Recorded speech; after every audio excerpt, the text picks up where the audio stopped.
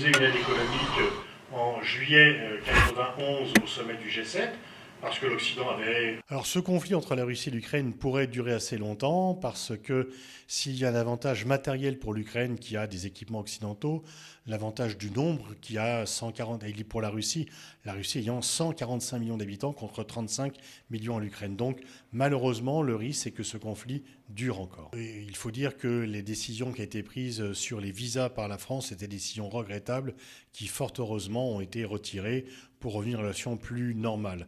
Il y a des relations anciennes entre la France et le Maroc.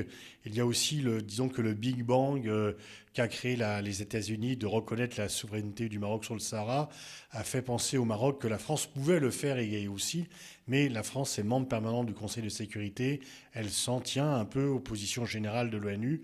Mais je pense que dans l'ensemble, après une sorte de petit moment d'incompréhension dont la politique des visas était quand même en grande partie responsable, on va revenir à des moments plus tranquilles. Il y a un nouvel ambassadeur dont on attend beaucoup et puis la visite du président qui devrait intervenir rapidement. Disons que je comprends que les Marocains estiment que la France pourrait faire plus. La France s'en tient aux décisions de l'ONU et donc il faudrait que l'ONU change pour que la France change également.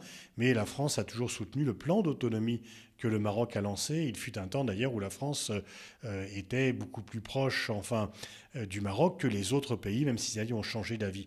Les États-Unis font un peu ce qu'ils veulent par rapport à l'ONU. C'est beaucoup plus difficile pour la France vu son statut de membre permanent. Le modèle économique allemand, c'était un gaz bon marché qui arrive en masse de Russie.